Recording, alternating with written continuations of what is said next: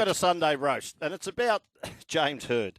Now, all these coaches and commentators out there who say, James Hird, why would you go for the job if James Hird's going to go for the job in thinking he's going to get it? So why would other assistants put their hand up? What a dead set joke. You go in there, if you want to coach and you want the job, you go in there and you argue everything that you've got to make sure you get the job. You don't get caught up in the favourite son stuff and that. You make him look embarrassed by the way that you present to the board. So what a dead set joke this is, and everybody goes, they'll scare off everybody. Did you get given the Collingwood job, or did you have to go through a process? No, I was given it in one way because I was assistant under Lee for a year. Oh, so they knew what you could do. Yeah, exactly. So that's how it happened. No one else was interviewed over you? I don't know. No, I don't think. Okay. But see, this is Essendon has said it will go through a process. Yep.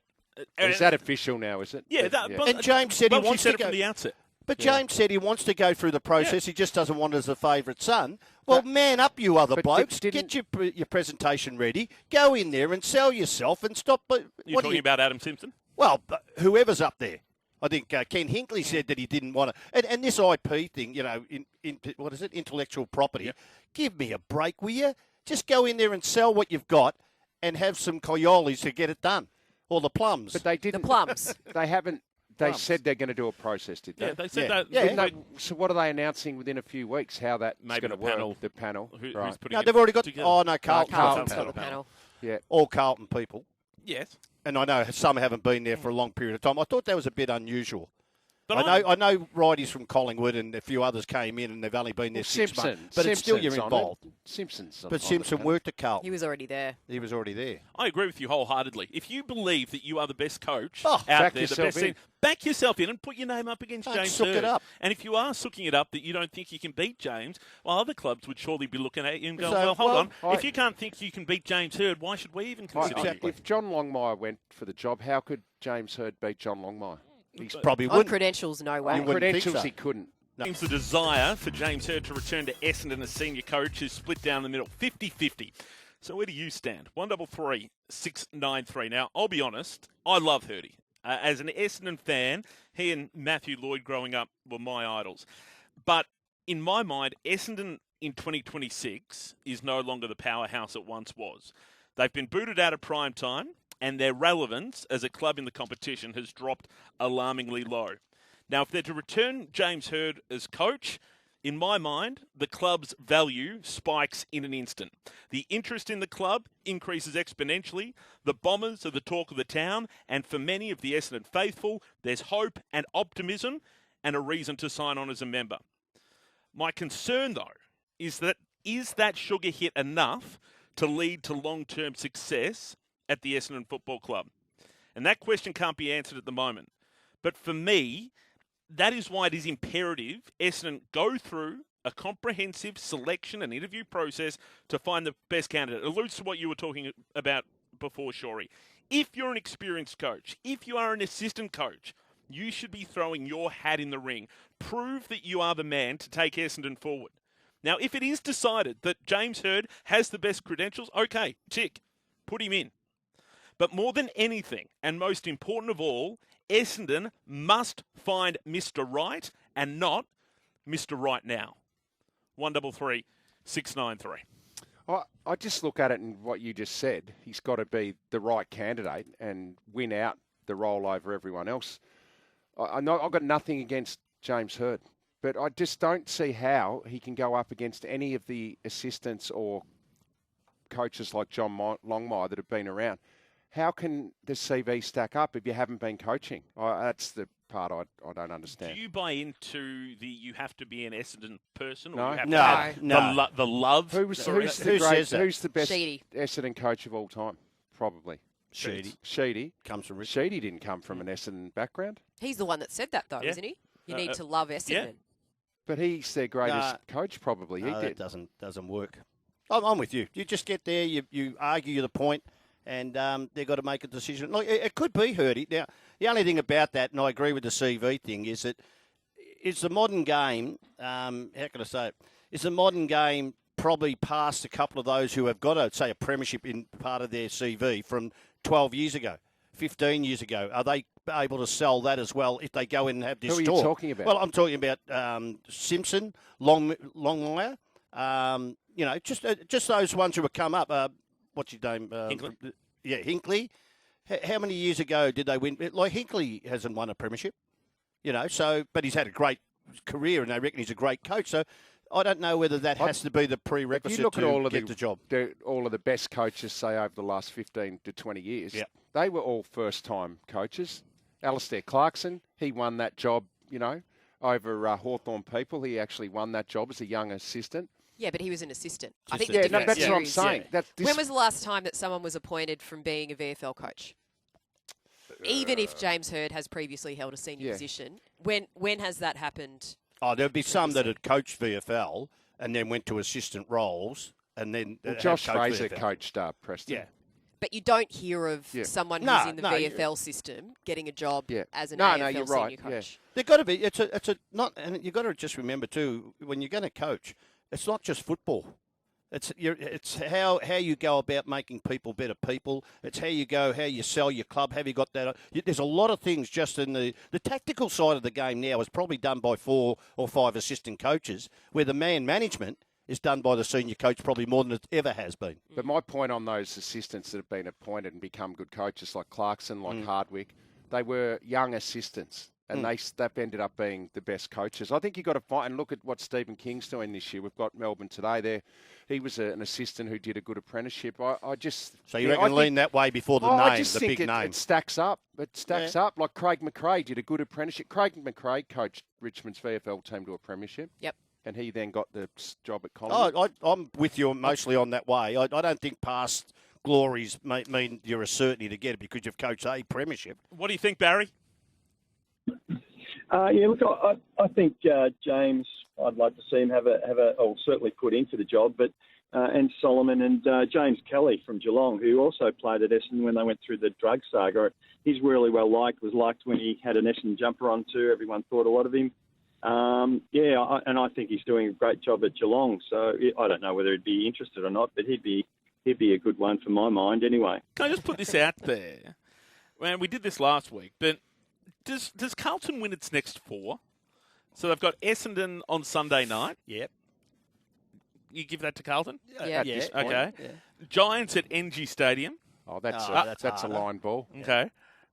Eagles at Marvel. Yep. Yeah, I'll give them that. Richmond at the MCG. Yep. They'll win at least 3 as a minimum. They're talking finals. So they'll be up they can still feasibly because of the wild card, they finish in the top 10. Well, that's why they shouldn't. And that's why the wild card's ridiculous. It is. That's what we're saying. It's not about Carlton shouldn't, but the wild card. But we only just had the conversation. So they're 4 and 8, so they can get to 7 and 8. 7 and 8. We only just last week spoke about Josh Fraser after 2 wins and whether or not you could already judge that he had made a difference. And I think you and I, Richo, last week said it was too early. Yeah.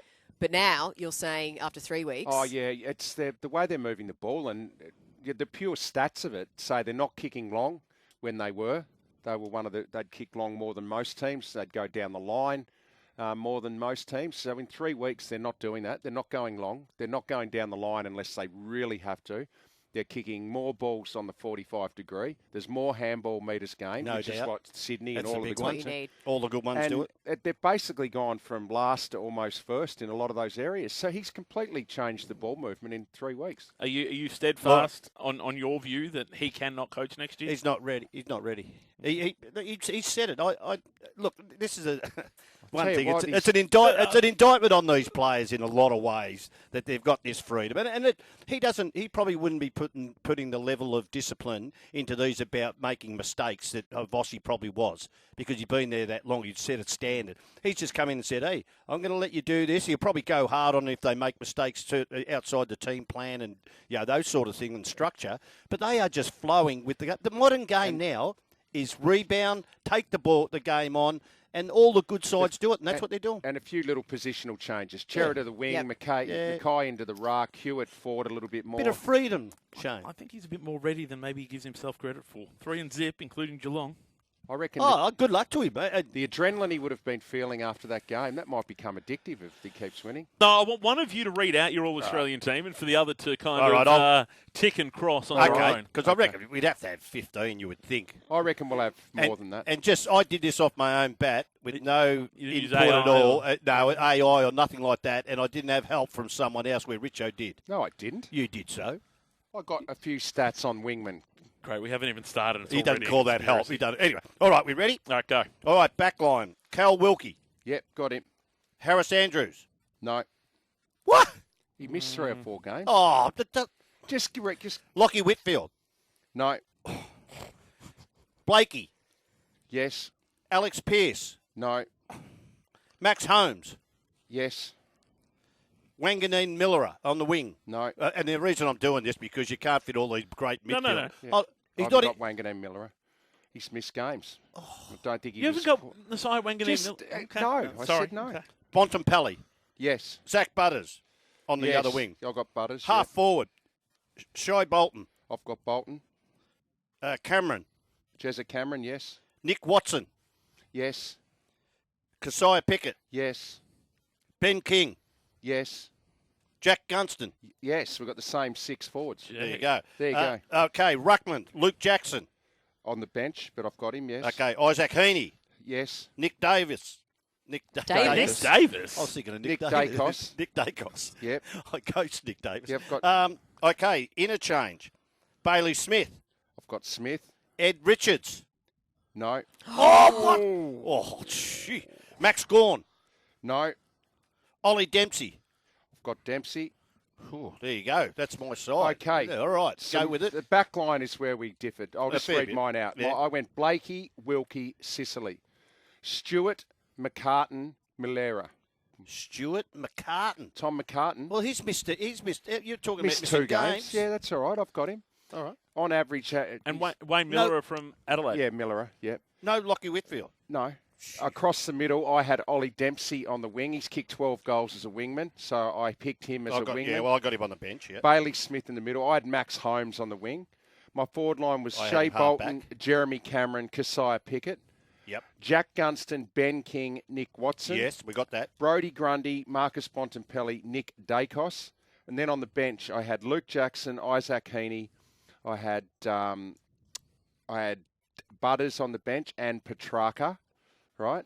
And my little controversial one I've got Murphy Reid on the bench from Fremantle. I think Who's been better, Ed Richards or Petrarca? Petrarca, number 1 average score involvements in the competition. Yeah, who's been better over the year?